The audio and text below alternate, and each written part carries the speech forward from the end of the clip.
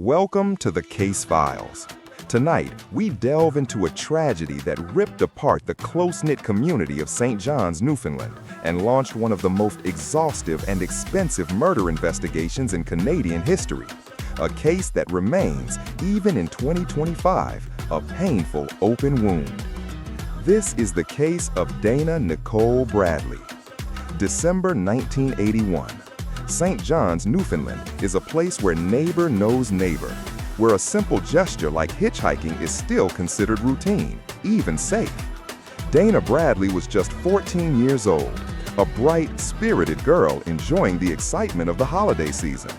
On the afternoon of Monday, December 14th, Dana was visiting a friend's house in the west end of St. John's. Around 4:30 p.m., she left. She was heading home for dinner. The trip should have taken only a few minutes. To cover the distance, she did what countless Newfoundlanders did every day. She hitchhiked on Topsail Road. A few minutes later, Dana Bradley vanished into the freezing twilight. And the subsequent search would consume the province, changing the definition of safety in St. John's forever. As always, my name is Cody. I run this channel with my partner Katie. Welcome back to the Case Files. A reminder, if you do find today's video interesting and informative, be sure to like and subscribe for more stories told by yours truly. Now grab a snack and a blanket and let's dive in. Dana's parents grew immediately concerned when she didn't show up. She wasn't the type of girl to miss a meal or stay out without calling, especially as the night grew darker and colder. The alarm was raised quickly. What followed was a heartbreaking 4-day search that galvanized the entire community. Hundreds of volunteers joined the Royal Newfoundland Constabulary (RNC) and the RCMP, scouring the roadsides, woods, and abandoned buildings for any sign of the missing girl. Witness accounts were crucial. Several people reported seeing Dana on Topsail Road, standing near the former St. Paul's High School. The most promising lead placed her in a car, an unconfirmed dark-colored vehicle heading southwest out of the city. The hopes of the family and the community were desperately focused on finding Dana alive before the relentless Newfoundland cold took its toll.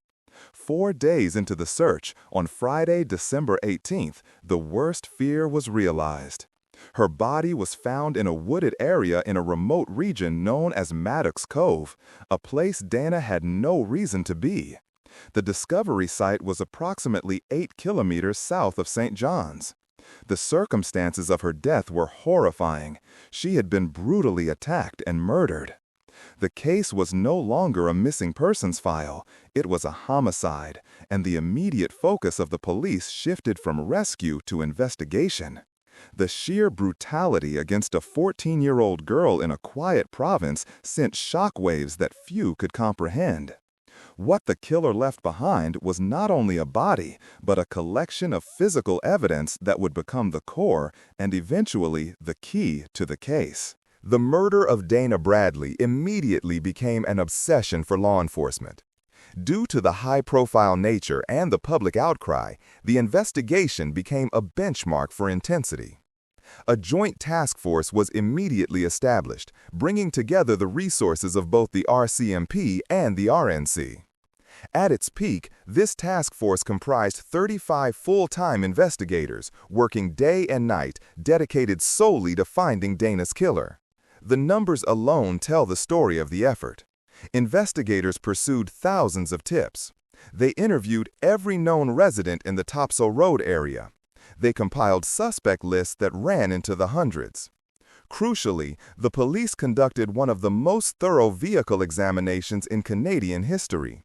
Following the sighting of a dark-colored car near Topsail Road, officers physically examined over 800 cars in the first few weeks alone, looking for any sign of damage, a specific fiber, or a small drop of blood that could connect a vehicle to the crime.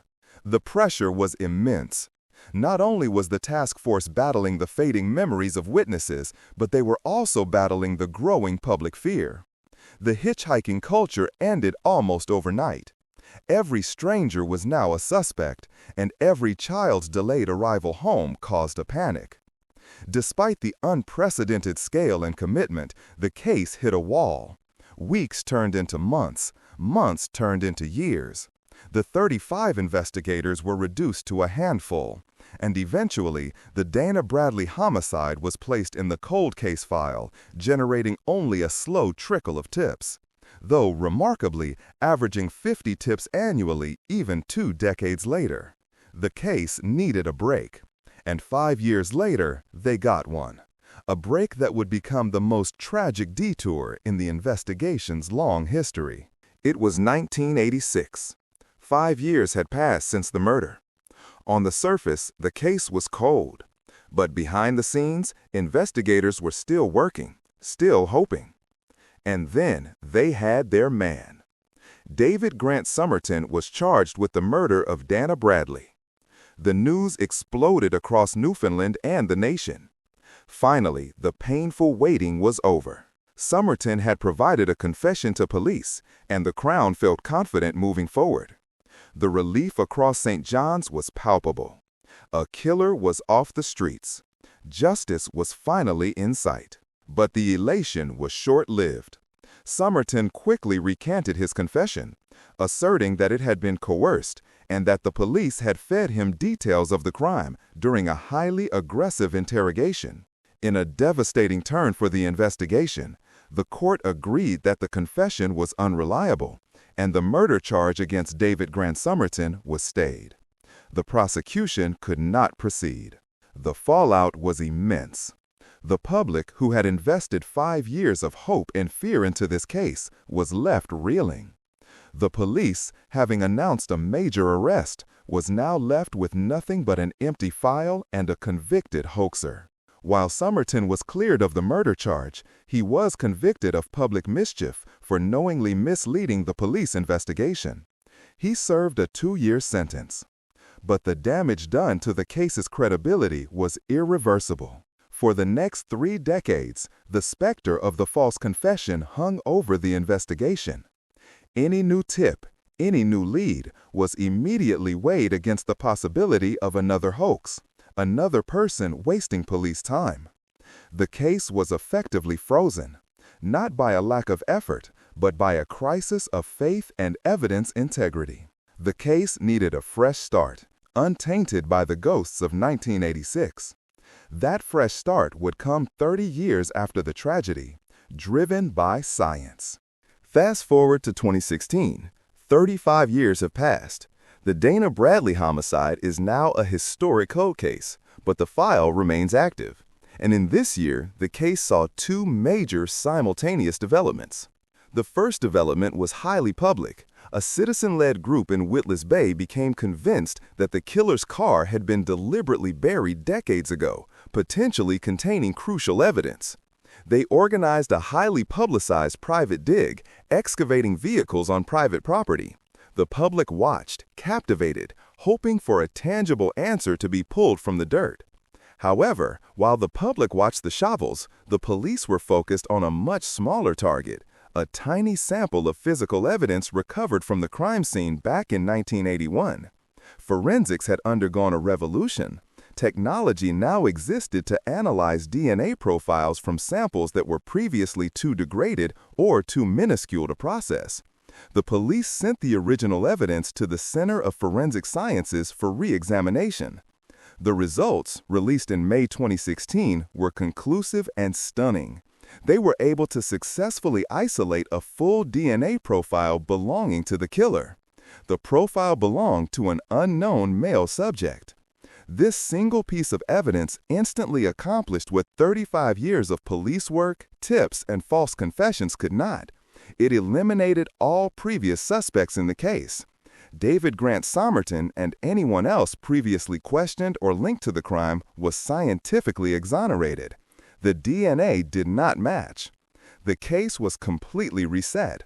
The focus was no longer on revisiting old suspects, but on finding the single individual whose biological signature was now recorded in the National DNA Database. The investigation is now a high-tech manhunt. The police have the profile of the killer, but they still don't have the name. They are actively using modern techniques, including potential familial DNA searching, to match the profile to a living person. As of 2025, the case remains open. The DNA is the weapon, and the investigators are the hunters. They know precisely who they are looking for, but the unknown male subject is still out there. The story of Dana Bradley is a painful reminder of lost innocence, a testament to the dedication of investigators, and a warning about the fallibility of human confession. But now, it is also a story of hope, the hope that science can finally deliver the justice that human effort could not. Dana Bradley, just 14 years old, was taken on a cold night in 1981. Her killer left his signature behind. We know his DNA. We just need his name. This case is not cold. It is active. If you know anything about the events of December 14, 1981, or if you can connect anyone you knew at that time to a dark-colored car or the area of Topsail Road or Maddox Cove, please contact the RCMP or the RNC. Every piece of information matters. Thank you for watching this episode of The Case Files. If you found this case file compelling, please like and subscribe for more deep dives into history's most persistent mysteries. Until next time, I'm your host, and these are The Case Files. Hey there! Before you take off, we'd just like to take a second and say that we really appreciate you sticking around to the end of the video. Katie and I are so grateful for the incredible Case Files community, so thank you for being a part of it. If you want to help the Case Files continue to grow, one of the easiest things you can do is leave a like on this video and consider subscribing. Be sure to hit that notification bell as well and select all notifications to stay up to date with our latest releases. We want you to know that we truly appreciate every like, sub, share, and comment that you send our way. Once again, thanks so much, and we hope to see you soon.